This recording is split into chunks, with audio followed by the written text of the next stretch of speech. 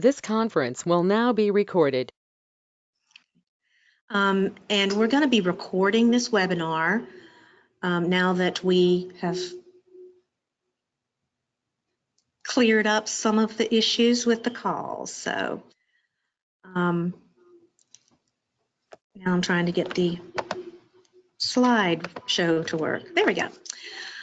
Okay, so the application due date is February 21st of 2020. The subgrantee orientation, we have already selected the date for that. Shit. That will be June 11th of 2020.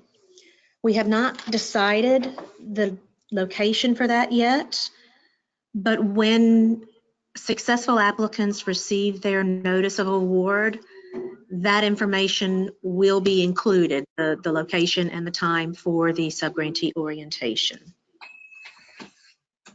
Some other important dates, and all of these can be found in the RFP Appendix 8. Today's webinar, the next webinar that we're going to be having relates to the grant application management system. And I'll get into more detail about that in a moment. But the first of those webinars will be December 17th, 2019 at 1:30, and January 7th, 2019 at 9:30. The January 7th one will be a repeat of the December 17th one. Now, while most of these webinars are not mandatory, the grant application management system webinar is. So if you are unable to participate in either one of those dates, anyone wishing to apply will have to log into Litmos and view that webinar. All of that information as to how to access those is contained in RFP Appendix 8. The next set of webinars that we are going to be hosting relate to grant writing, specifically writing goals and objectives. Those will be held January 7th. That should be 2020. I apologize for that. At 1:30. January 21st, 2020, 9:30 a.m. Those typos. No. Wait. No, what's that? Okay, everybody make sure you're on mute, please. The budget review instructional webinar. All right, y'all, we can hear somebody giggling on the phone. If you can mute yourselves, please. Budget review, January 9th of 2020 at 9:30 and January 21st, 1:30. We wanted to give everybody various options to participate in those. And again, those two, the grant writing goals and objectives and the budget review, are not mandatory. They are highly suggested, however. Well, why don't you just find somebody that can take it from where it's set up? Let them teach you.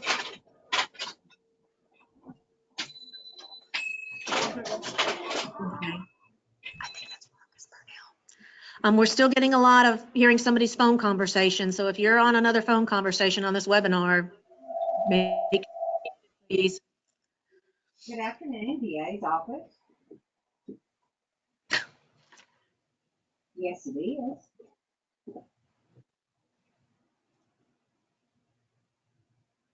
Great, thank you.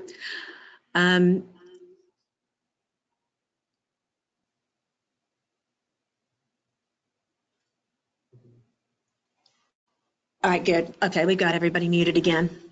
So the grant writing goals and objectives webinars and the budget review webinars are not mandatory, but as I said, highly suggested. As we are moving towards a truly competitive application process, the goals and objectives and your ability to put on paper and explain what it is your organization does and intends to do is going to, the importance of that is going to be increasing. We want to give everyone the tools that you need to write a successful application. So that the grant writing goals and objectives is going to be instructional on that, particularly in writing SMART objectives, specific, measurable, achievable, realistic, and time-limited objectives that tie to the program purposes. The budget review is going to be equally important because we are utilizing a different budget form this year. I think I can speak for all of us with a universal thank goodness, because the budget form last year had a lot of issues. So this year we are using a different format, but it is quite different than what we've utilized in the past. So one of those budget review or instructional webinars would be very helpful. And again, please remember all the dates that are in January that are listed on this should be January 2020. I will correct that when this gets sent back out. So this RFP, the included funding sources are Office for Victims of Crime, Victim Assistance, the VOCA funding, the Office on Violence Against Women, STOP and SASP, Services Training Officers and Prosecutors, as well as Sexual Assault Services Program, Family Violence Prevention and Services, and the State Domestic Violence Shelter Funds. The Rape Prevention and Education and Preventive Health. Those of you who utilize or usually apply for those funds, you should be hearing from your program manager, Patty Williams, very quickly on the phases and what we will do with regard to those two funding streams. But those are not included in this RFP. The funding period for this grant will be July 1, 2020 through June 30th, 2021, state fiscal year 2021. We are contemplating the idea of multi-year subawards. I know we have discussed that in the past. We weren't in a good position to do that this year, but we have set ourselves up so that next year, if we decide to do that, we'll be in a much better posture to either continue existing awards or issue longer term awards. So be patient with us. We are working towards that multi-year sub-grant time period. I do want to stress that it is important to review the entire RFP document. I know it's long, it's 58 pages, I get it. Last year, the RFP was not that long, but then it had a myriad of attachments, separate documents that were attached with it. This year, we just plunked them all into one document. If you open up in Adobe and go to the table of contents, if you click on the part of the RFP you want to flip to, it'll take you right there on that page. So if you're not interested in VOCA funding, you don't even have to read that. You can flip right to the VIWA funding. Or if you're not interested in family violence prevention and services, you don't even have to go there. So that again was a little bit different format. We're just trying to make it a little bit user friendly. As I mentioned, this is a competitive solicitation. We'll talk a little bit more about the scoring in a moment, but because it is competitive, and the reason we're moving to competitive is that, one, many of our funds are being reduced. Particularly with VOCA, the funding that is made available to the states from OVC has reduced. And while we were in our heyday for a while with some of our very, very large VOCA awards, we are certain that that is not going to continue at that same funding level. So we want to make sure that we are funding programs that are qualified, that have the history of providing direct services, and can also establish some measurable goals and objectives so that we can validate, and when the federal funders come to us to ask what we're doing with this money, we'll have some strong information to share with them. Because it is moving to a competitive solicitation, we're really encouraging applicants to develop new and innovative approaches to the delivery of services. We're looking for things that are leading best practices, that are evidence-based, of course, that are trauma-informed, that are culturally and linguistically appropriate for the population that you are serving. We want to know what it is that you're going to be doing. We want to know what it is that you were doing, and we want to be able to move in a direction that we recognize that if there were issues, if there were concerns, if there were things that not working, that we're really evaluating and moving the programs forward. Some basic applicant eligibility. Pretty much every type of agency is eligible to apply. Every state, county, municipal, and tribal government organizations, nonprofit organizations, criminal justice agencies, prosecutors' offices and courts, institutes of higher learning, faith-based and neighborhood organizations, and hospitals, clinics, and emergency medical facilities. That's not necessarily an inclusive list, but that is a list that just shows the broad variety of organizations that are eligible for funding. Now, getting into a little bit more specific, say you fit that basic applicant eligibility, then there are some further requirements that applicants must meet in order to be eligible. First of all, to be eligible to receive the federal funding through our office, every organization must have a DUNS number, Dun and Bradstreet number, and be registered in the System of Award Management, or I can't remember what SAMS exactly stands for, but the SAMS registration. Applicants must have a record of effective services in the community. That can be evidenced in a number of ways. You've been in the field for quite a while. That may be evidenced by the partners that you work with. That may be evidenced by the support that you have in your local community. Another eligibility requirement is that no funded organization should be charging victims for any of the services that are provided. We want to make sure that all applicants are utilizing evidence-based, trauma-informed, and culturally and linguistically appropriate programming. All applicants must utilize appropriately trained, licensed, or certified staff. And what we mean by that is that you have in place in your organization procedures for training your employees, and that you also have the appropriate procedures to ensure that someone who is, for instance, working as a counselor has the appropriate licensure from the appropriate governing board, or someone working as a social worker has the appropriate licensure through the social work board.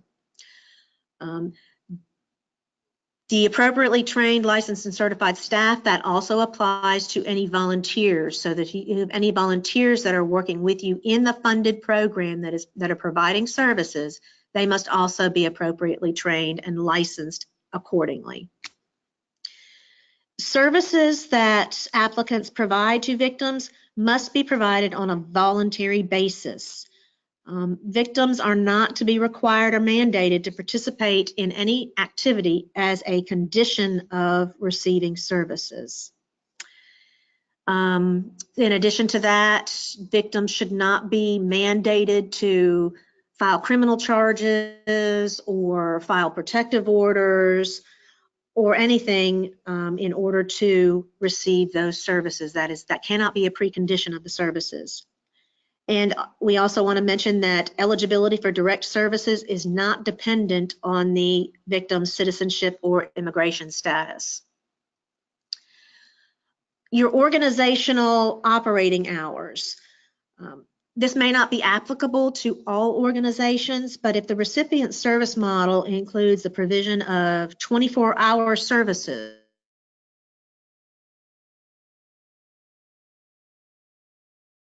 whether that's a hotline or a shelter type program, manning of the hotline numbers, admissions for services, and other intervention by trained individuals at all times.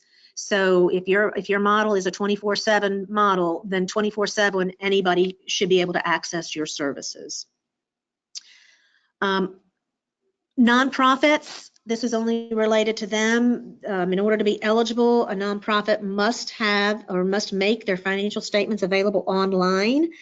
Usually you are already in compliance with that if you have filed your IRS Form 990 or the 990 EZ, but that's a requirement as well.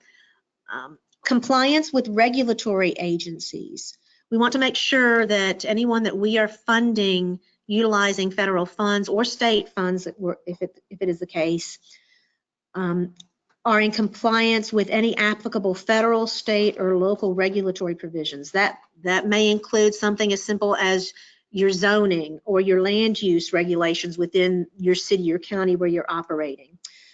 We want to make sure that you are in compliance with any permitting or inspection requirements. That you're conducting appropriate criminal history or other background checks for employees that you may have that may have contact with children or other sensitive individuals. Or any other kind of certification and licensure requirements. So that's expected that all applicants will be fully in compliance with any regulatory provisions that apply to their organization. Compliance with victim services standards. This is something that we have been moving towards in OAIV. That is one of the reasons that OAIV was created, to form and to work with funded organizations and experts in the field to come up with minimum standards for the operation of programs that receive funding. We don't want to reinvent the wheel as we're doing that. So as far as regulations, or I'm sorry, as far as minimum standards that are already in place, the Mississippi Coalition Against Domestic Violence has minimum standards for domestic violence shelters. The Sexual Assault Coalition has minimum standards for the provision of services by sexual assault crisis centers. Child advocacy centers are required to comply with the National Children's Alliance certification standards.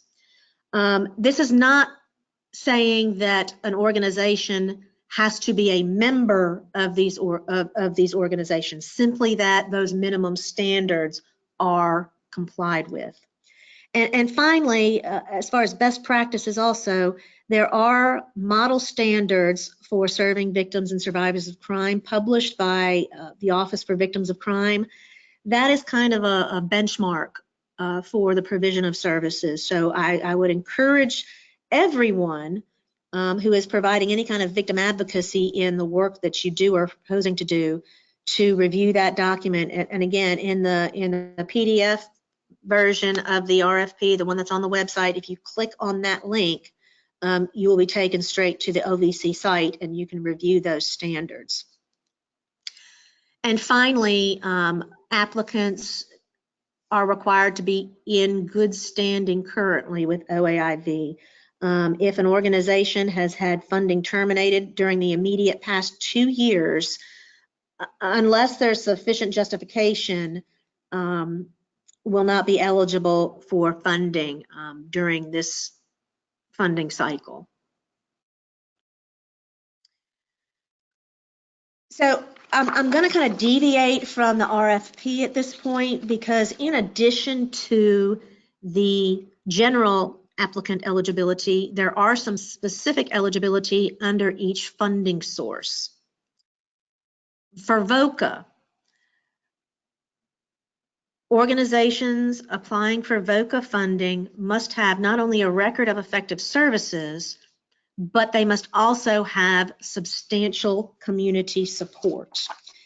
And what OVC is looking for in that is that there is evidence that the community is supportive of your activities, like I was saying before with the record of effective services, that your organization has partner organizations. If you have support and approval of your direct services by the community, you have a long history of providing direct services in a cost-effective manner, and you have a variety, or at least more than one funding source that supports your services other than the VOCA funding. New programs who are applying for funding, and this is a direct pass-through from the OVC statute, must indicate 25% support from other funding sources. So that's what we will be looking for new applicants. You must substantiate that you have that substantial community support. This support may be something that is completely unrelated to your VOCA or to your VOCA program. You just have to indicate that you have 25% support for your organization coming from sources other than VOCA, I hope that makes sense. VOCA requirements specify that programs receiving VOCA funding must utilize volunteers. I know for some organizations that may be very, very difficult depending on the nature of the organization and the type of services that you provide. There are provisions for requesting a waiver of that volunteer requirement. Now, again, like the 25% support, the use of volunteers do not necessarily have to be specifically within the VOCA funded program. You can utilize volunteers in any capacity. For example, if you have volunteers that work with you to assist in a fundraising event, that counts as use of volunteers to meet the basic VOCA eligibility requirement. However, volunteers that are utilized in non-VOCA approved activities cannot be used as match. So you have to utilize volunteers. If you are going to utilize volunteer time as match, those volunteers must be engaged in VOCA allowable activities. But you can certainly have volunteers that don't engage in VOCA activities, and that will qualify for this eligibility requirement. All VOCA applicants must engage in community efforts to aid crime victims, whether that's participation in crime victims awareness events, participation in educational events to educate potential victims of the resources and how to access your services. VOCA applicants must provide assistance with victim compensation, and VOCA applicants must be available to provide services to victims of federal crimes as well as state crimes.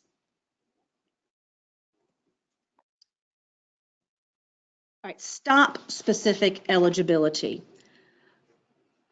There is a civil rights provision that was enacted in the VAWA reauthorization in 2013.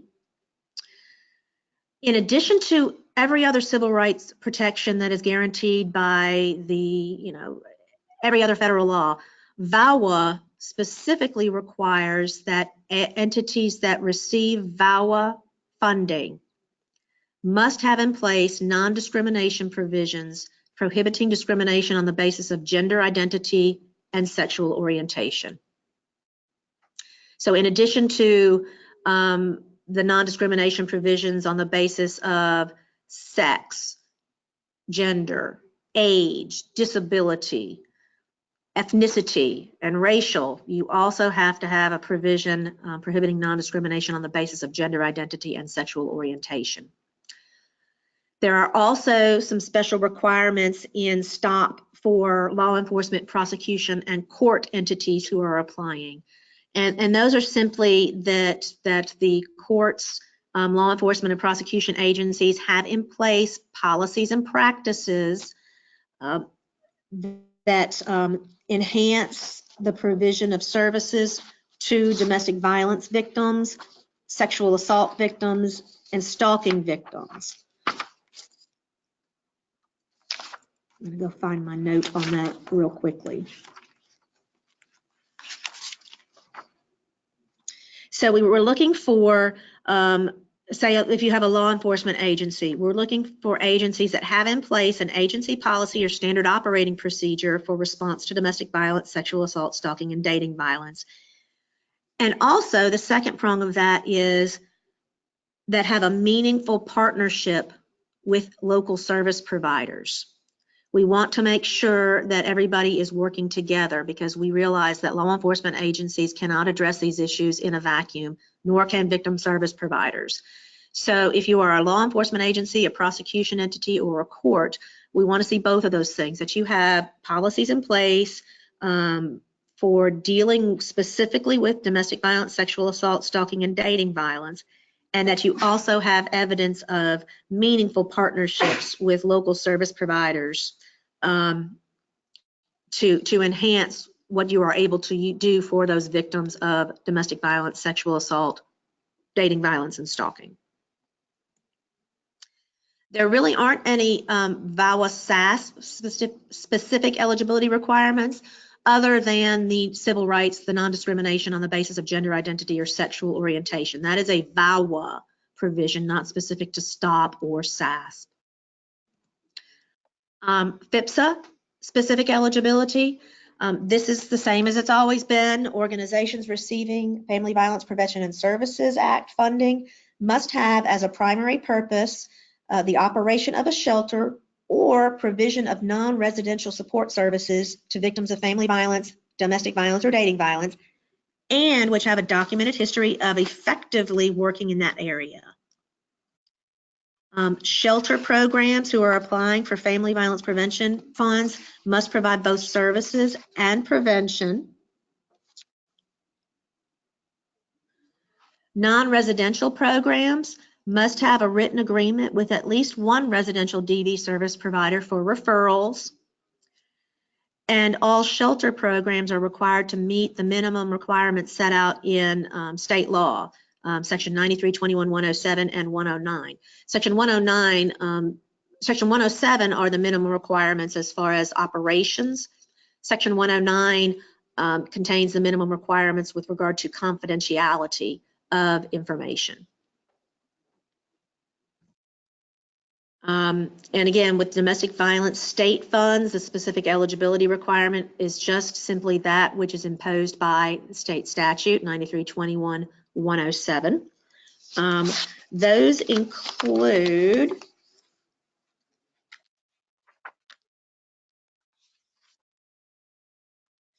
the organizations must be incorporated in the state as a private or public nonprofit organization. Your board of directors or advisory board must represent the racial, ethnic, and social economic diversity of the area to be served, including, if possible, at least one person who is or who has been a victim of domestic violence. And in addition to your incorporation and board membership,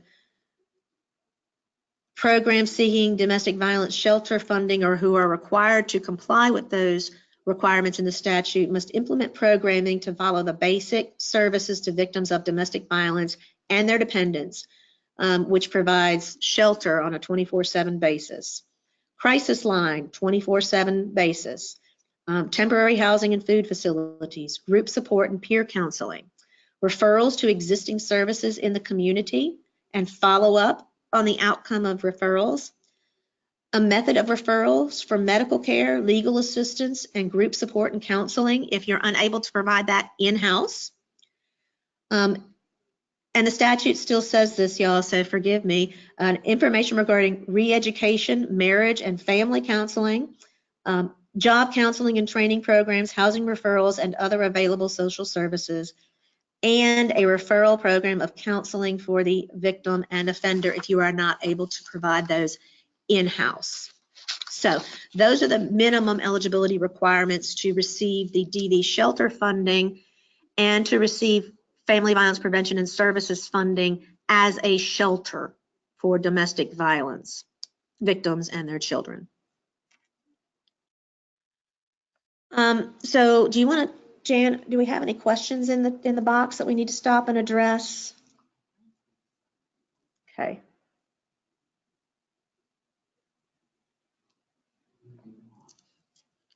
Unless someone wants to ask something now. Okay. All right. Okay. So remember, if you have a question, go ahead and type it in the text box. I'm going to keep going since there aren't any. There was something in there, a question about the dates for the other webinars, and I'll go back and address that again because there are typos on the PowerPoint. Funding source, purpose, and priority areas. The purpose areas of the funding have not changed from prior years. Our VOCA program purpose areas, we're looking for proposals that support the provision of direct services to victims of crime. And the VOCA statute defines services as those efforts that respond to the emotional and physical needs of victims, assist primary and secondary victims of crime to stabilize their lives, assist victims in understanding and participating in the criminal justice system, and provide victims of crime with a measure of safety and security. So those are what VOCA defines as services. VOCA priority areas for this year that are specific to Mississippi. Underserved projects, excuse me. Underserved projects would be those projects that either reach out and meet the needs of a particular underserved demographic population type, or projects that reach out to provide services to underserved victim types. The definition section, which is, I believe, Appendix 9, defines unserved, underserved, or inadequately served populations as a population which, due to identifiable barriers, including but not limited to culture, language, race, ethnic origin, or disability, is not able to access services, is served at a lesser capability, or is served in a non-culturally or linguistically competent manner by providers within the state.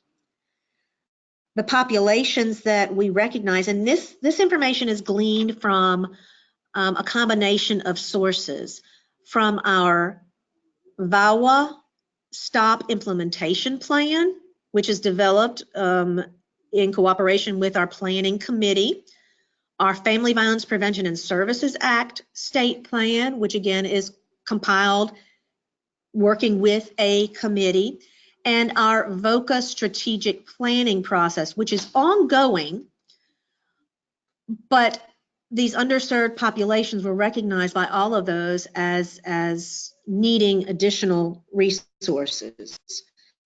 American Indians, Native Alaskans, rural populations, elderly victims, individuals having disabilities, women of color, other racial minorities, immigrants, refugees, and individuals identifying as LGBTQ. For VOCA,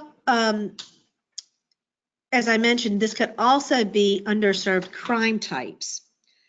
Underserved victimization types for Mississippi purposes include all forms of human trafficking, stalking, strangulation, survivors of homicide victims, crimes motivated by hate, and identity theft or fraud. So those are what we're talking about when we're talking about underserved projects. Cooperative agreements. In order to maximize the funding that is coming into the state and to get the most bang for the buck, we are looking for, as I mentioned, innovative and creative ways to approaching the problem. Cooperative agreements between a number of organizations might be a good way to bring money to the locality where one organization may not be able to fully support a full-time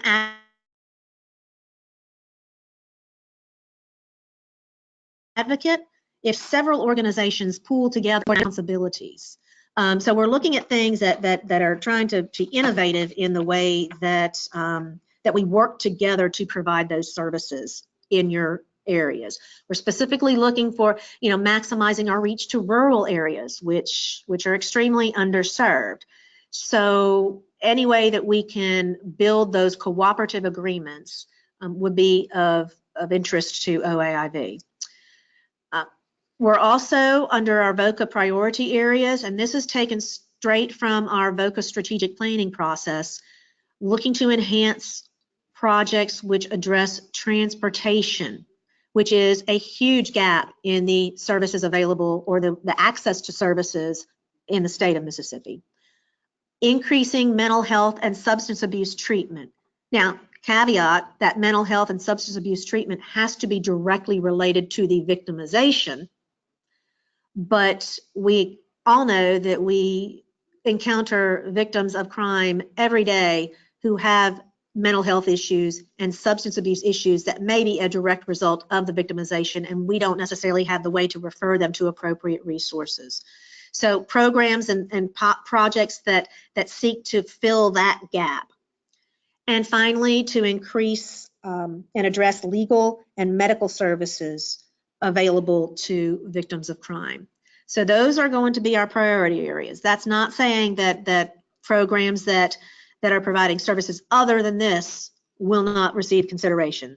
This is just, these are going to be things that we're really looking to build on, that we know we have gaps in the state, and we know there's somebody out there who can effectively fill that gap, and we're looking for those types of proposals. The VAWA stop purpose areas, the provision of trauma-informed, culturally appropriate services to victims of domestic violence, sexual assault, stalking, and dating violence. Remember, for STOP, those are the only 4 crimes that can be addressed. So we have the services. And then we have the rest of the STOP purpose areas, which bring in our law enforcement, prosecution, and judicial system partners. So enhancing the capacity of law enforcement to respond effectively to domestic violence and help hold offenders accountable. Projects that enhance the capacity of prosecutors to prosecute domestic violence, sexual assault, stalking, and dating violence, and to hold offenders accountable. For court programs, we want programs that increase the capacity of the courts to monitor and track these cases as they go through the system. One of the goals is obviously to increase victim safety and also to hold offenders accountable. And then the final STOP purpose area is the reduction of domestic violence homicides. So for example, projects which seek to implement a lethality assessment protocol within your agency or within a county would be something that would be looked at as something that would reduce domestic violence homicides. And a lot of the stuff above, the provision of trauma-informed services, the enhancing the capacity of law enforcement to respond, effective prosecution, and monitoring, all of those play a role in the reduction of domestic violence homicides. So they're all interrelated. But I'm not saying that, we're not saying that programs have to address all of those. But just keep in mind that provision of trauma-informed services may in fact be something that can be shown to reduce domestic violence homicides. Priorities, just like with VOCA, we're encouraging applicants to look to cooperative projects. Again, the amount of funding under STOP is certainly not as large as with VOCA. Projects that maximize the funding to reach the most individuals. So again, cooperative projects, perhaps a sheriff's department and the municipalities in that county pool their resources and have a county-wide advocate that works with misdemeanor victims of domestic violence. Those are the types of things that OAIV feels would help spread the funding to reach the most benefit. Again, increased support for underserved populations and implementation of risk or lethality assessment protocols. Every law enforcement agency, when they complete the domestic violence offense report, has to click whether or not they've used the lethality assessment protocol. And it's pretty much just a pro forma. When we're looking at programs that implement that, we're looking for programs that not only have trained all their officers and all their staff on the lethality assessment protocol, that have worked in cooperation with the local service provider to make those necessary links, and that the protocol is actually carried out and implemented each time. So, but we are looking for projects that will take that on and move the lethality assessment idea forward. The VAWA SASP purpose areas, the support of rape crisis centers in providing direct intervention and related services. One of the purpose areas is also to support dual programs that provide domestic violence and sexual assault services. And when we say that we're supporting the dual programs, the SAS money is strictly for sexual assault services. So to the extent that there is a dual program, we want to be able to enhance the sexual assault services that organization provides. Retaining core services for sexual assault victims. And again, as like the rest of them, increasing support for underserved populations.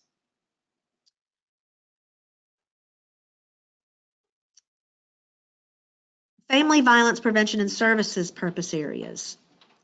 Again, very specific. This is statutory. This is not coming from OAIV. This is coming from the FIPSA Act. To prevent incidents of family violence, domestic violence, and dating violence. So there is an important role of prevention in FIPSA. To provide immediate shelter, supportive services, and access to community-based programs for victims of family violence, domestic violence, and dating violence. To provide specialized services for children who are exposed to family violence, domestic violence, and dating violence. Underserved populations and victims who are members of racial and/or ethnic minority populations. So programs that develop a unique program to work with children who are exposed to family violence. That's a very strong purpose area. That was something that was discussed at our annual FIPSA meeting this past summer. It is something that our FIPSA funders are really looking at us to expand upon. So when we developed our OAIV FIPSA priorities, of course, we took them at their word. So we're looking for projects that really discuss and the development of specialized services for children who are exposed to family violence. We're looking at programs that develop services that have a focus on male victims. We all serve male victims, but do we really have programs that are focused on the specific needs of male victims? We're looking for programs that enhance services that are available in Native American communities. We're also looking for projects that expand non-residential service models.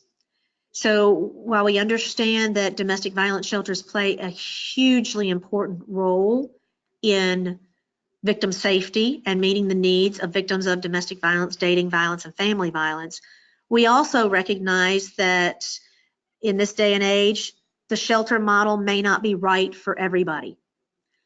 So trying to meet individuals who have experienced that violence where they are is important, and they may not require shelter services, but they may require some substantial non-residential types of services. So programs that expand on those non-residential service models. And also we're looking for programs that provide meaningful access to services for individuals having disabilities and individuals with limited English proficiency, and increasing our ability to communicate with individuals having disabilities or those who do not speak English as a first language. So that may mean projects that have translation available, projects that have materials and signage and whatnot printed in Braille. So I'm think outside the box here of ways that we can provide meaningful access to individuals having disabilities and LEP individuals. Okay, so funding availability and usage. So VOCA, we're anticipating, based upon this current year and looking at what our what we anticipate our next couple of years grants to from OVC to be, we are anticipating awarding approximately $25 million during FY 2021 in VOCA funding. We are asking this year that current subawardees limit their request for funding to the current subaward amounts. In prior years, we were encouraging everybody to ask for the moon, swing for the stars, ask for all this money. Well, now that money is not coming to the state as it once was. So while it was really important for us to spend down that influx of money, we now have to be realistic again. So current subaward amounts, and then once we are able to review all those, we can determine how much, if any, needs to be reserved for the next funding year, or if we can reallocate any of that out for that current year. New applicants, those of you who are new and interested in applying for VOCA funding, we just encourage you to keep your requests reasonable and necessary, and they will be subject to review by our office. We can compare those with other programs that receive funding currently to see if it's within the range of the appropriate. And new programs, we may, at some point, as part of the notice of award, we may ask for modifications, reductions in expenses. So fund usage under VOCA. VOCA is intended, remember, back to those purpose areas, to provide direct services for victims of crime or to support direct services. So direct services would be immediate emotional, psychological, and physical health and safety. Services that provide personal advocacy and emotional support to victims. Mental health counseling and care, peer support activities, facilitation of participation in the criminal justice proceedings, legal assistance, forensic medical examinations and forensic interviews, public awareness, and then there's a little asterisk by that. We're not talking the general go out and do your domestic violence 101 speech. We are looking at specifically public awareness to identify potential victims and make them aware of the services that are available to them. I see a question popped in. Yes, for 2021, we're asking that current subgrantees stay at the same funding level as their request for 2021 be no greater than the current funding level for 2020. I don't know that I said that any clearer than I did the first time, but anyway. Housing, provision of housing and relocation. Those are examples of direct services. And if you'll look in the RFP, in the VOCA section, which is Appendix 1, there's a much more detailed explanation of all of those. So I encourage you to read that. That starts on page 13 of the RFP. Stop funding availability. We anticipate awarding about 1.5 million in STOP funding during FY 2021. That's about the same level as we have out there right now, give or take. Again, we're asking the same thing. Let's maintain our current award amounts for existing programs just until we're able to assess and see what applications come in. It may be that we have additional money available, but we want to make sure that we have sufficient amounts to fund at least those organizations that are out there whose applications score competitively. The same thing applies for new applicants. Certainly we don't want to discourage new applicants, but we do want to make sure that those applications are within reason. So 1.5 million, and we have about 25 subgrantees. Some get more than others, but keep that in mind. If you're a new subgrantee and you're submitting a budget for $1 million under STOP, that's probably not going to get funded, or at least not funded at that level. STOP requires us to split the funding among 4 priority areas: victim services, law enforcement, prosecution, and courts.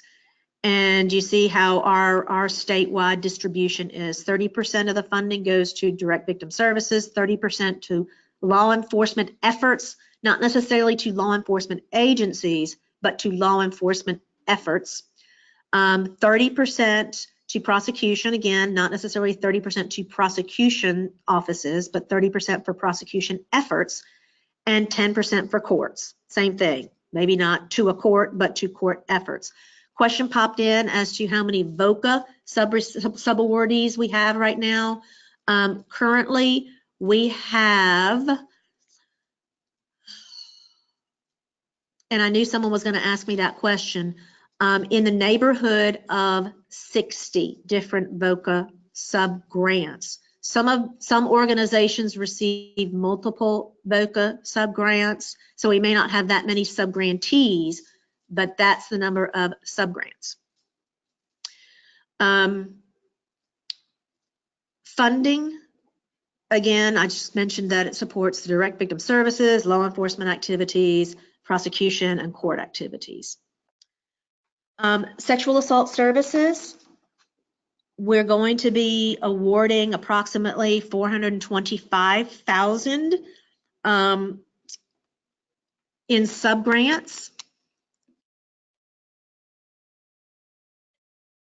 And the same thing applies with the current award amounts. You know, until we get a good chance to review the applications and determine reasonable funding amounts, we want to make sure that we have enough to meet the needs. There are only about, I want to say 12 to 15 sexual assault service provider, sexual assault services sub-grantees. Question, Jim, what's that question? Let's see. It's the same one. Well, no,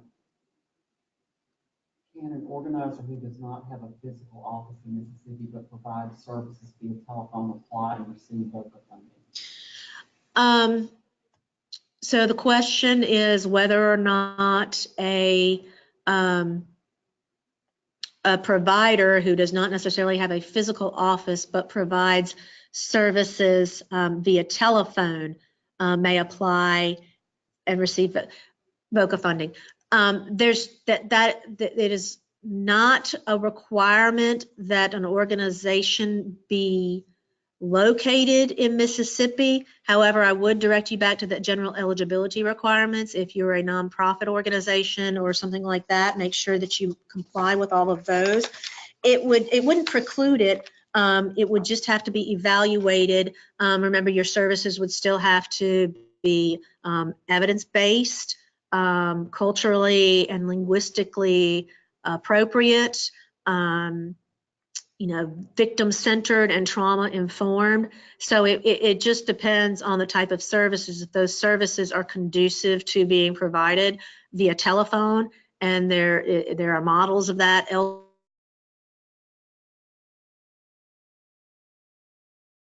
elsewhere, I won't say that we would consider funding. That was a convoluted way of saying that it would be something that we would consider. It wouldn't be an automatic barrier. Family violence prevention and services. Approximately, we're 1.2 million is our approximate number to issue in subawards. Again, we're providing the current subaward, asking current awardees to keep within their current award amounts, again, until some time that we are able to determine if there is additional funding that has not been obligated that we can reallocate. And remember, as always, and I should have pointed this out in the other slides as well, projects are restricted to allowable costs. And those are all discussed in the RFP appendices 1 through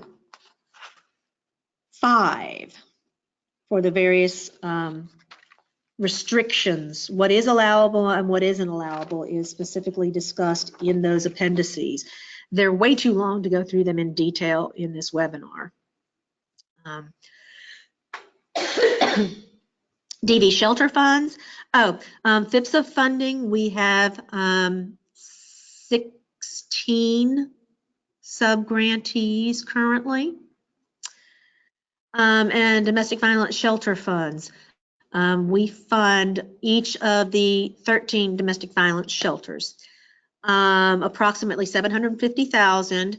And again, that DV shelter fund, that is the state funding that comes through the marriage license fees and the bond fees that are assessed on criminal offenders. Our practice and procedure has been to look to the immediate prior fiscal year to determine how much was deposited into the fund and then reallocate that much back out. What we don't do is we don't want to deplete this domestic violence shelter fund in case there are tough times. We want to have some cushion so that in case one year the contributions are much, much lower, that we will be able to accommodate and not cut individual subgrants. All right, match requirements. Almost all of the grants that are included in this RFP require a match. VOCA requires a 20% cash or in-kind match. STOP requires a 25% cash or in-kind match, and I'm going to talk about the exceptions in a moment. Sexual assault services, there is no match requirement. FIPSA, there is a 20% cash or in-kind requirement. And domestic violence shelter funds, state funds, there is a 25% cash only requirement. For all of those, the same thing holds true. Only local or state dollars can be utilized as match. No federal funds can be used as match for other federal funds. So the match calculations, hang on, let me go back and talk about the exceptions.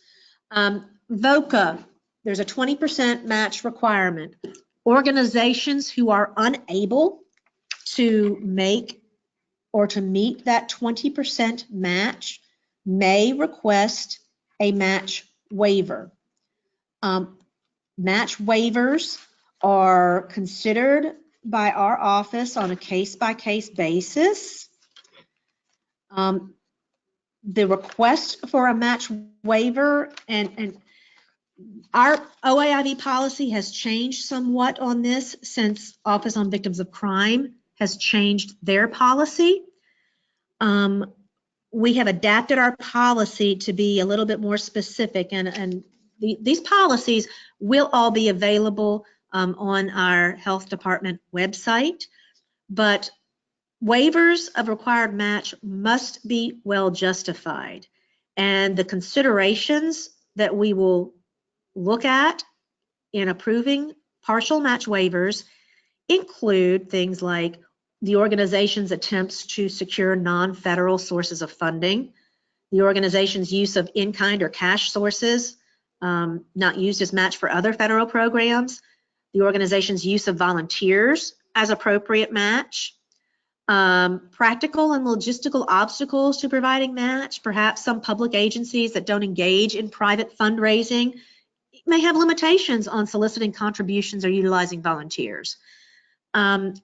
Local resource constraints.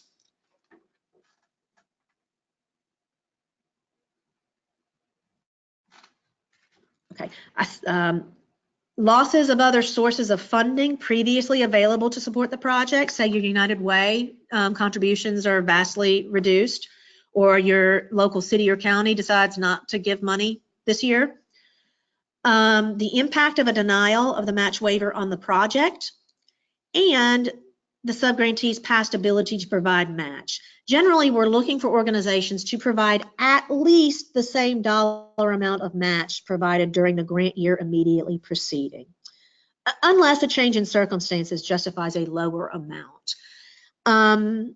So those are the types of justifications. There will be a new sample match waiver letter in the application system.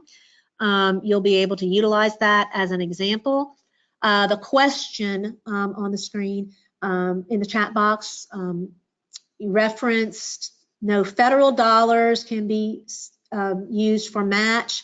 However, can a county allocation be used? Yes, indeed. County and municipal allocations to your program can indeed be utilized to support a VOCA project or any other federal project. I guess the caveat to that would be that county money isn't coming from a federal source somehow, that they're not getting a grant and then turning it back around to the local organization. But generally, if it is a straight county allocation, that would be acceptable as match. Full match waivers, those are only granted in special circumstances. The utilization and the support from the local community, remember, that's a basic VOCA requirement. So we look very close at programs that say that they are unable to make any match, but certain circumstances may happen. Catastrophic loss or natural disaster.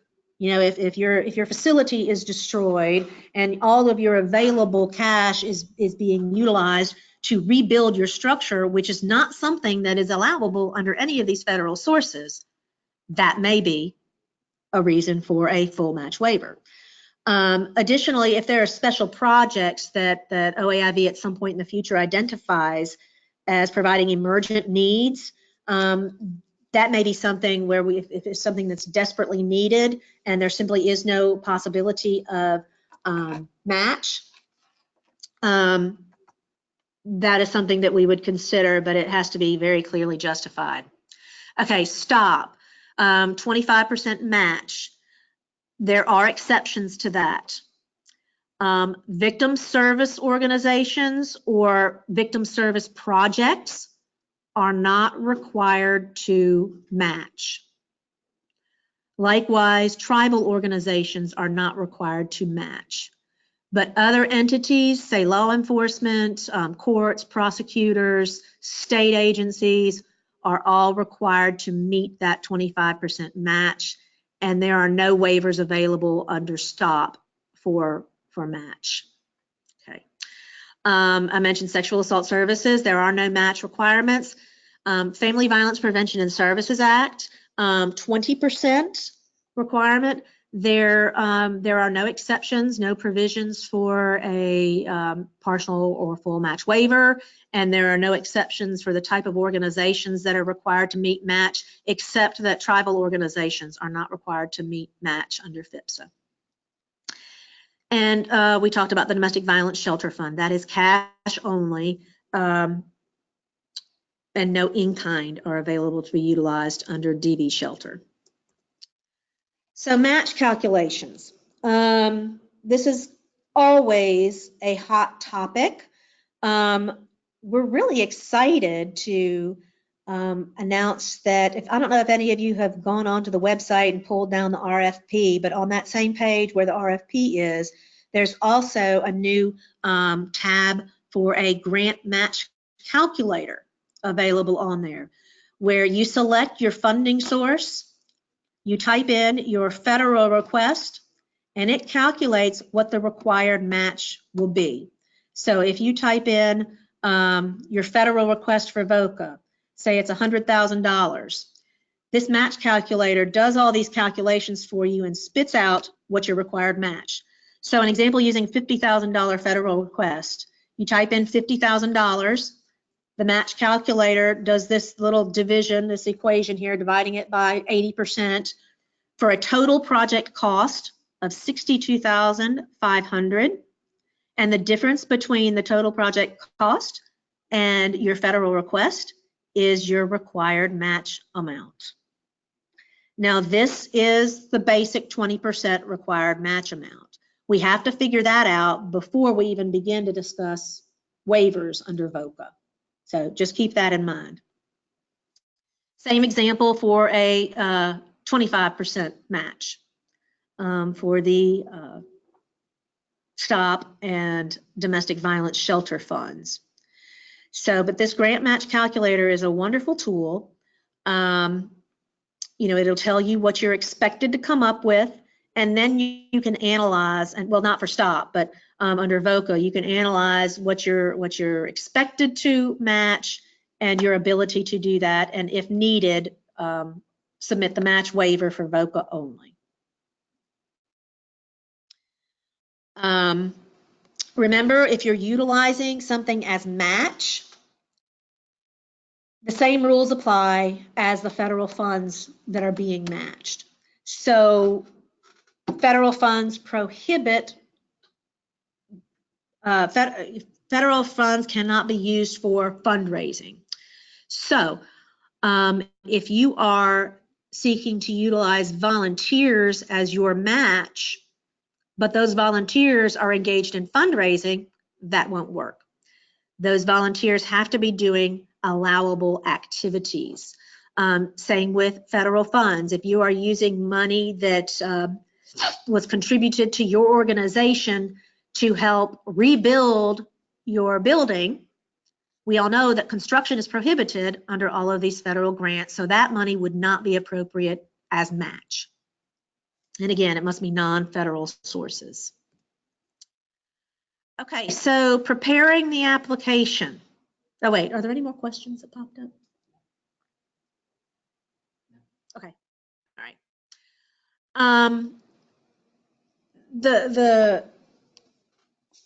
I'm a little tongue-tied, I apologize. The format for this year's application is going to be drastically different because we're utilizing this grant application management system. So the major components that I wanted to discuss with you, and again, there are going to be more webinars on some of these detailed areas, but the project narrative includes 5 different phases: the problem statement, implementation, the goals, objectives, activities, and timeline, data collection and evaluation, and sustainability. Now, we're moving into this automated online application system. That little note to the side on the PowerPoint, for purposes of the narrative, in prior RFPs, we've had a page limit on the amount of information that can be submitted. This year, it's been converted into word count limits. And those of us at the Public Health Institute, and when we were working with the developers of the grant application management system, were very thoughtful in doing that. They looked at some of the largest applications from the prior year and tried to make sure that the word counts would accept those. So we should not have bump into any barriers. In addition, a lot of these different phases, these 5 different phases, are going to be different different word counts apply to them. So it won't all be one project narrative all counted as one page limit or one word count. The problem statement itself will have a separate word count. Implementation will have a separate word count. So by spreading it out like that, I think we'll be able to accommodate everybody's projects. I know some are larger than others. There may be some workarounds for programs that are doing many, many different projects. And those of you who run into difficulties with these word counts, urge you to contact the OAIV support email that's in the RFP. And there are some ways to allow for that additional and supplemental information, but only in circumstances where it's necessary. So moving on with that, statement of the problem. What this section is asking for is we want to know what the problem is that your project is going to be addressing. Domestic violence in our community, sexual assault in our community, human trafficking perpetrated against minority women. What is the project? So we're going to be looking for, in this section, the problem, but then also data to quantify that problem. How is this a problem? How do you know it's a problem? Is this unmet service requests? Is this individuals that are coming into your shelter and they're in the course of their surveys, they're indicating that they need this service? We want local data when possible or appropriate. Sometimes national data is all that's available, but to the extent that we can limit it and bring it back home to what is the problem in your service area, that's what we will be looking for in this problem section. And also we're looking for who will be impacted. Who is the target population for your program? Who is your program designed to reach?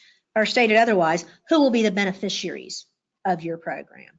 That's what we're looking for in the statement of the problem. The implementation section.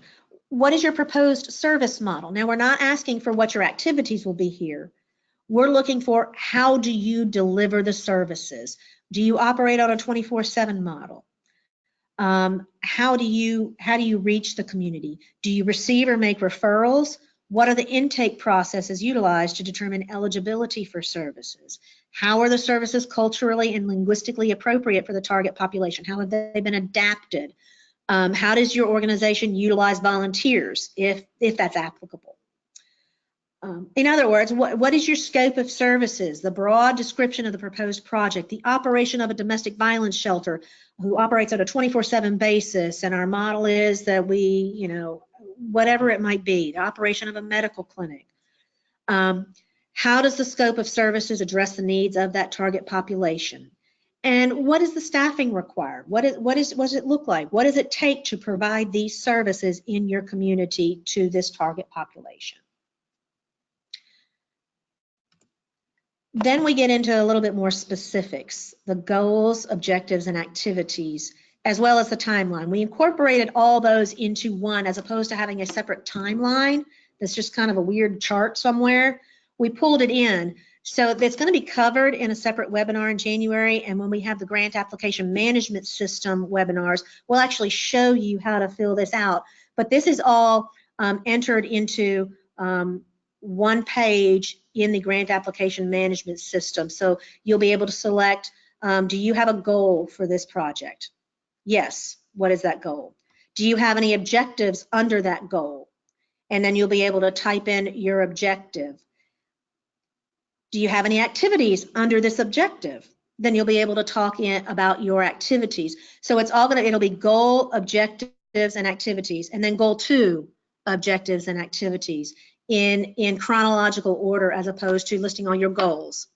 Then on a separate page listing all your objectives. Then on another page listing all your activities. It will flow much better in this format. So not going to belabor this because we will have separate webinars on completing these, but just our goals are our broad statements about what the project will accomplish. Objectives are a little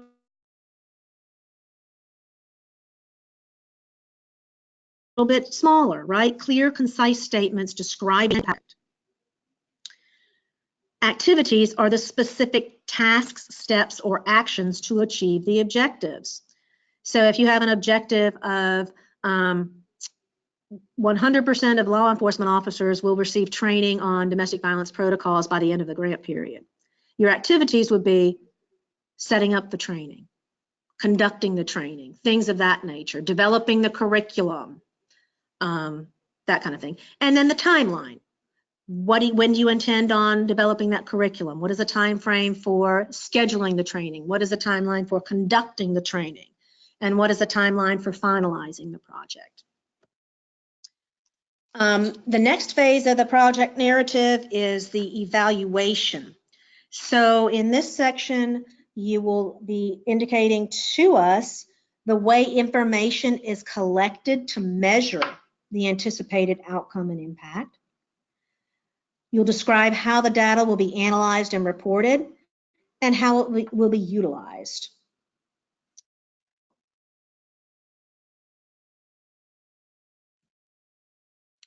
Sustainability,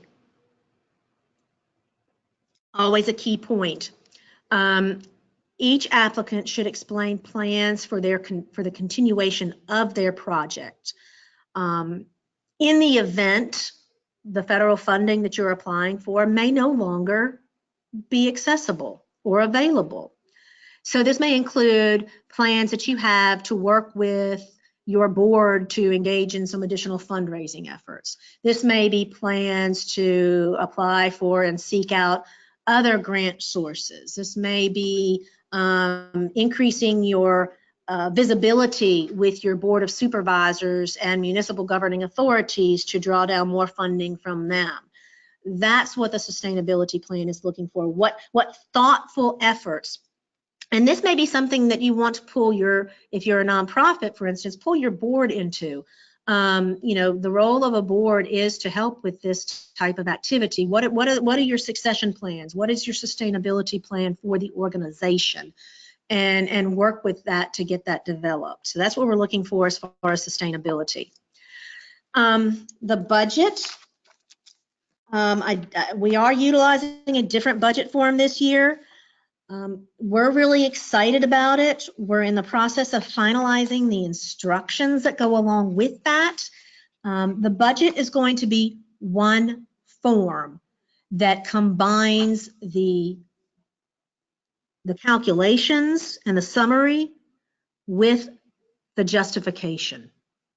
So you'll enter the numbers that you're looking for, and then right immediately below that in a text box, you'll be able to do the justification for that particular budget area.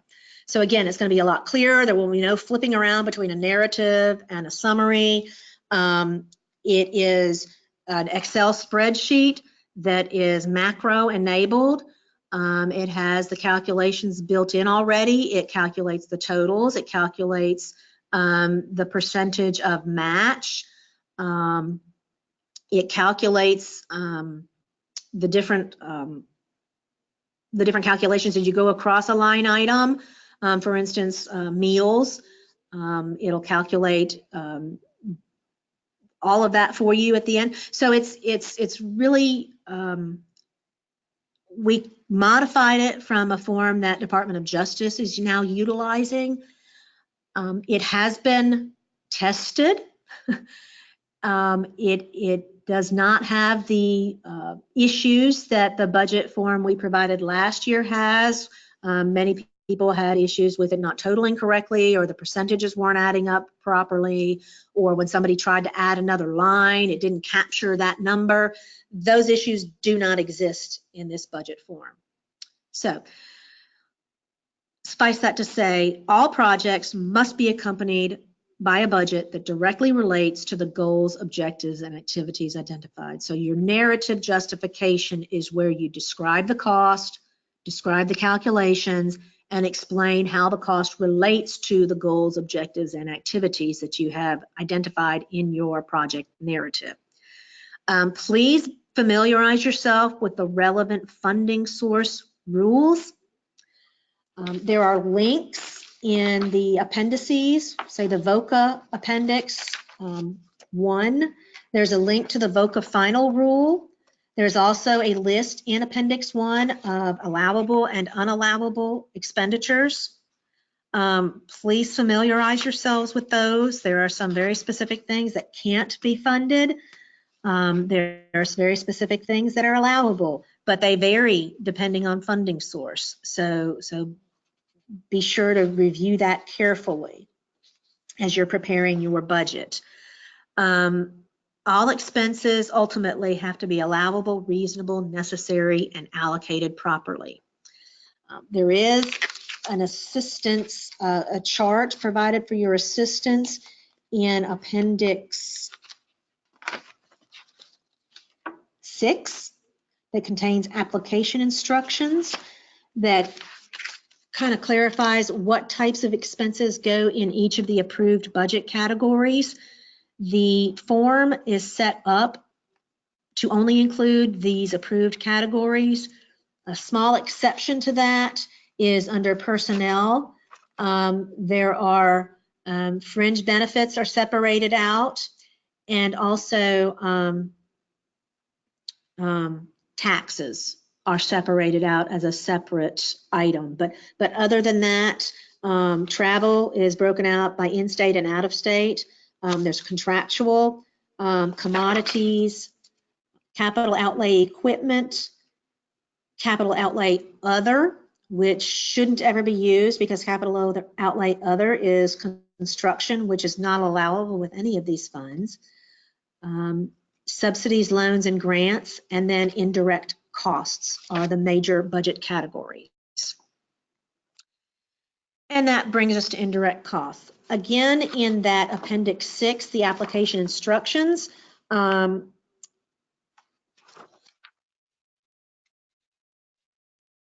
actually, I misspoke. It's not in the application instructions. It will be in the budget guidance as far as how to calculate the indirect costs. There are two rules that can apply. If an organization has a federally approved indirect cost rate, they can utilize that federally approved indirect cost rate. You'll know if you have a federally approved indirect cost rate because you'll have a letter from your cognizant federal organization telling you what that is. You'll have gone through a process to apply for it and been approved. If there is no federally approved indirect cost rate, or your organization has never had a federally approved indirect cost rate, organizations can opt to use a 10% de minimis indirect cost. The basis for determining that 10% is utilizing the modified total direct costs of the project to establish indirect costs. So there will be, there is further instruction on how to calculate those indirect costs. It is in there is a tab in the GAM system that has directions to the indirect cost calculation. And remember, indirect costs are those costs that are not readily assignable to any one project or funding stream. So to the extent that you are able to quantify your costs as direct, we strongly encourage you to do so.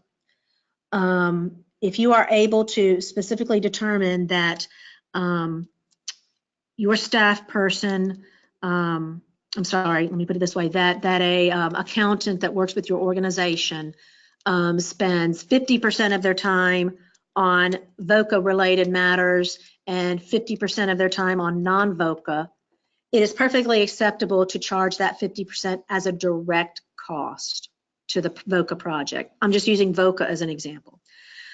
It's when you're not able to readily discern them. Say you've got a very large organization, you pay rent for that organization, and it's really hard to quantify what percentage of that rent would be supporting the VOCA funded project or the STOP funded project. That may be a time when it's appropriate to utilize indirect costs, except for the fact that rent is not something that's able to be counted in modified direct costs. Never mind. That was a bad example for me to utilize. Indirect costs can be very confusing. Once you opt to utilize indirect costs and use something as your basis for indirect costs, it has to be uniform. So if you identify the indirect costs are supporting, say the accountants, you can't then charge them on another program as direct. They have to be indirect all the way across the board for every grant that you ask for indirect costs on. The budget form itself, again, it's new. It combines the budget calculations and the narrative justification into one document. We are covering that in a separate webinar, and we do hope that the budget form will be on the MSDH website after today's webinar. Again, we're still finalizing some of the instructions on that form, so it may not be available this afternoon, but within a certain short time period within that, and it'll be available on that same page where you can access the RFP and the grant match calculator. Budget tips, be reasonable in your requests. Be sure it adds up correctly. Now the form will add it up for you. But again, when you're doing your narrative, make sure the two correlate, that your justification correlates with the numbers that you're entering into the Excel part of the spreadsheet. Fully explain how the expenditures are necessary to accomplish the project. Oftentimes we just get, you know, the personnel category will be used to support Jane Smith. Well, what is Jane Smith doing to accomplish the project? That's what our narrative justification needs to say. General application tips. Please read the RFP carefully. Please take advantage of the webinars that we're offering, particularly the grant application management webinar and the budget webinars. That old adage, keep it simple. We know that and I'm one to talk. If I can use 100 words where 2 will do, I'll use 100 words. But keep it simple. Clarify what it is that you're proposing to do. Please proofread. I believe, Jan, you might be able to answer this question. Does the system have spell check? If you're able to do spell check, or if you cut and paste, you may be able to cut and paste from Word documents into. Be sure that you have proofread. If you're using acronyms, please define those acronyms at least once, preferably the first time you use that acronym, and then you can refer to those acronyms, use them later. That'll also help with your word count. But please define the acronym if you're going to use it the first time. Read the definitions. The final appendix to the RFP includes definitions. So if you're confused about what something might mean, please be sure to look at those. And again, please familiarize yourself with the applicable federal regulations. We don't have time to go over every single one of those with everyone. So to the extent that you're able to, and there are links in the RFP to the VOCA final rule, the STOP plan. If you need to view a copy of Mississippi STOP implementation plan, you can contact OAIV support and we'll make sure that we get that to you. Same thing with the FIPSA state plan. Those are all public documents, and to the extent that we can post them on the MSDH website, we will attempt to do so, but if that somehow doesn't happen, we can make them available to anybody who wishes to receive those. But read those applicable federal regulations. Now, submitting the application, again, it's going to be in GAMS, Grant Application Management System. No more paper copies. Yippee. No more emails that give you the message, your attachment was too large to deliver. It's all going to be on this web-based, cloud-based system. It's based on the SurveyMonkey platform. Who knew that SurveyMonkey did more than surveys? They do a lot of other things. And while this may not be the end-all be-all, it is simply an application management system. It is not a full grant management system. So it won't be something that we can utilize for you to submit any modifications or revisions. It's not something that we can utilize for you to submit any closeout documentation yet at this point. But it will simplify the application and review process. It contains fillable fields and drop downs. There will still be some documents that you will need to upload that can't be completed in the system, like your 501c designation if you're a nonprofit. Various other applications will have to be uploaded. It will provide automated notifications. There is support not only through OAIV support, but also support through SurveyMonkey. We have a dedicated person assigned to support our GAMS system with SurveyMonkey. The instructions for GAMS are Appendix 7 of the RFP, but again, the first instructional webinar will be December 17th, and the system will go live after that date. So don't try to get in and access and play around in the grant application management system yet, because it is not live yet. Those webinars, December 17th of 2019 and January 7th of 2020, those are mandatory. We want to make sure that everybody who is utilizing this system has fully done their homework. They will be recorded, and if you're unable to participate in the webinars on those 2 days, it will be accessed through Mississippi Public Health Institute Litmos, which is a learning, online learning platform. And information will be provided as to how to access that. And I believe it may already be in the RFP. So the components, there are certain components which will be reusable. One of the, we've heard your cries for help and we have responded. One of the continuing concerns with the application process was that every application, you had to submit some basic information. So you were submitting your organizational information 5 different times. You were submitting the civil rights compliance 5 different times, the assurances and certifications, the mission and history of your organization. All that kind of stuff is going to be completed once in the system. The first application you go into the system and apply for and select, you will complete that information. It may take, for example, maybe that's VOCA, and you also want to apply for the STOP funding. When you go and apply for the STOP funding and you click on organizational information, it will give you a message. You've already completed this task. Would you like to reuse this or would you like to change it? I'm paraphrasing, but basically you'll be able to just click yes, I've already completed it, and you will not have to complete that information additionally. Non-reusable will be your project narrative, of course, your budget, and your funded personnel uploads, resumes and things for the people that are going to be funded under that grant. But again, this is a nutshell. There's going to be a full webinar detailing this. No, there is no letter of intent required this year. That was required last year. Many of you did submit those. Thank you for that.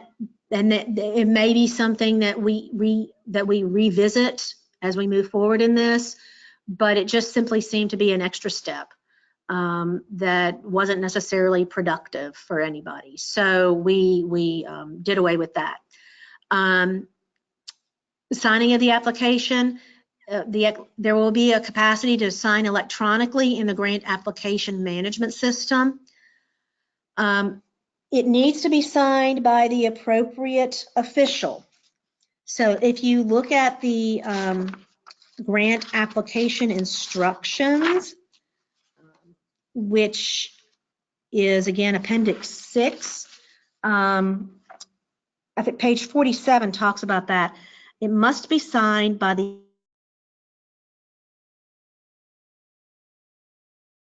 authorized organization official. So one of the things that you need to remember is when you're right about now, we encourage everyone to, if you have a board of supervisors, if you have a board of directors, you need to be seeking authority to apply for these funds from that board of directors. And at the same time, unless you want to be tracking down the president of the board of directors or the president of the board of supervisors of the county, go ahead and in that approval, have them designate someone as the appropriate signing authority. That may be the ED of a nonprofit, that may be the program director of the particular program, but make sure that approval has been granted and that someone has been designated who is not, if the authorized official is not going to be the one signing. The authority to apply is something that is going to have to be uploaded into the GAM system. So we want to get that, and particularly with county and municipal governments, we know it sometimes can take a while to get on the docket and get that approval to apply. So do that as quickly as possible so you won't be running around last minute trying to do that. So it may be Heather, that yes. Can I interject something real quickly? Yes. With that letter, if agencies are applying for more than one grant, to list all the grants in that one letter. That way they only have to do one letter and it's reusable. They don't have to do a separate letter for each grant. Good point. Got it? Thank you. Okay. Thank you. Thank you. Yes, we're all about saving time and effort. So, so I think we've covered the authority to apply. Be sure to get that early on. Who should sign? As I mentioned, the appropriate executive official. That may be the ED, the mayor, president of the board of supervisors, or the designee. So that designee authority has to be evidenced in writing. Review and evaluation of the applications. The scoring is in the RFP itself, but again, I wanted to go over that, the various areas, so you'll know when you're preparing it. Not to say that you should skimp on areas that have low scores, but just so you know what OAIV and reviewers are going to be looking at. Non-VOCA projects will have a total score of 100, can have a total score of 100. VOCA projects can have a total score of 105. That extra 5 is for the use of volunteers and how well you describe your use of volunteers or inability to utilize volunteers. There can be also deductions up to 5 points based upon historical performance of the subgrantee, risk assessments that have been conducted by OAIV staff based upon a review of things like the timeliness of submissions, whether or not quarterly reports are submitted in a timely fashion, whether or not there are errors or mistakes that have to be corrected.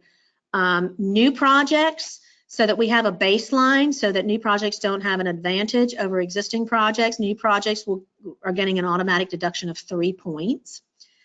And a minimum score of 70 will be required to be considered for funding.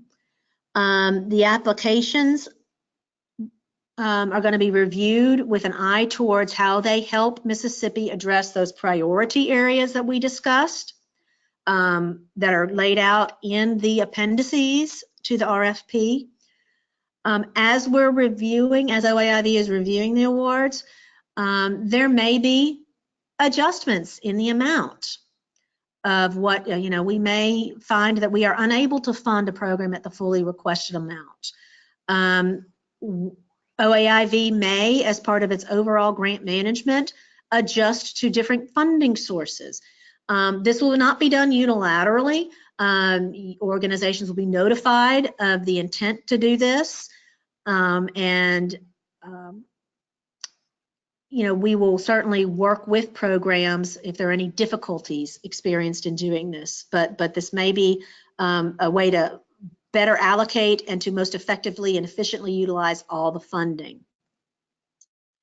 The notice of award, depending on the timing of the review of the applications, some may be reviewed more quickly than others. We expect notice of awards to begin going out possibly as soon as April, but for sure in May and June. Organization will receive either a notice of award or a notice of denial. Notice of denials will include directions on how, if you wish to request a reconsideration, you can request a reconsideration, and there are instructions in the application, in RFP, excuse me, for those reconsiderations. After the notice of award, then we anticipate that will just be a notice of award in letter notifying you of the funding source, the expected amount of the sub-grant, the approval of any match waivers for a VOCA program where there's been a match waiver requested, and then sub-grants will begin to be entered into and routed through our internal health department systems beginning in May. We fully expect and anticipate and hope that those will be fully executed no later than during June. They have to route through a substantial process through the health department that sometimes we have no control over in OAIV. And once they're fully routed and approved through all of our health department steps, then they will be transmitted to the authorized signing official with the subgrantee through DocuSign. And so that will be your official version of it. It gets signed and you will get a copy of that at that point. We're no longer mailing hard copies for you to sign and return back to us. So this doesn't show up well, but it's also in the RFP. This is the OAIV support line for questions as far as the application process, the RFP, eventually for the grant management system, accessing webinars and the Litmos system. So write this down, but again, it's in the RFP. And I guess we'll address any other questions that anybody has now. Okay. Okay, I do want to remind folks, if you are only in this webinar by phone, please email OAIV support. Please email this OAIV support email address and let us know that you were on the call. It wasn't mandatory to be on the call, but it helps us to know who was on the call and how many participants we have so we can gauge the next one and adjust accordingly. Any other questions? Okay. If you do think of any other questions that arise during, there may be somebody typing right now, that arise during as you're reviewing this, email them to this OAIV support email address, and we can compile them into a kind of an FAQ document and also have that available on the website. At some point, we won't be able to continue adding to that, but if it, within the next couple of weeks, if you think of some while people are still actively pulling down the RFP and reviewing it, we'll try and continue, and at a certain point, we'll cut off the questions and we'll just have that RFP on there. The FAQs on the website. So again, the grant application deadline is February 21st.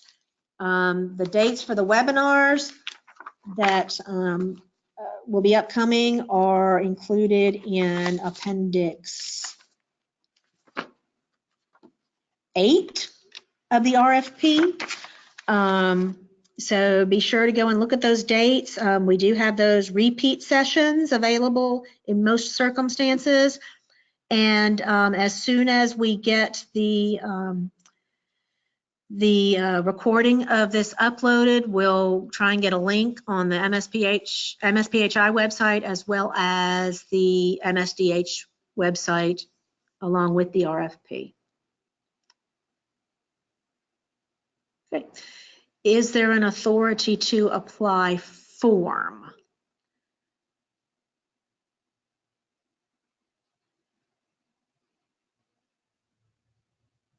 Do we have a? Is that one that has to be signed all up here?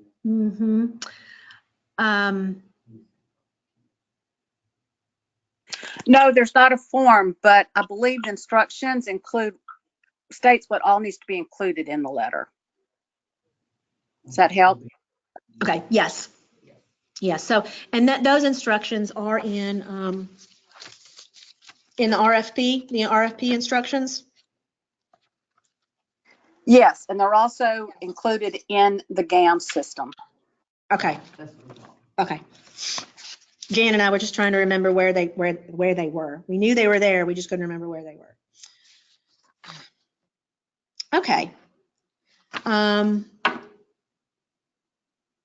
right. Well, y'all, it's 4:30, a little bit after. Thank you for your patience as we navigated the acoustic issues. But again, we thank you all for everything. We thank you for participating in this webinar and asking your questions.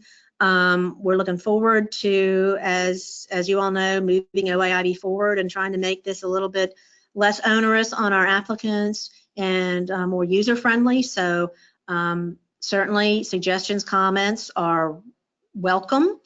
And we will, good luck, happy writing, and hope to see you on some of the upcoming webinars. Thanks.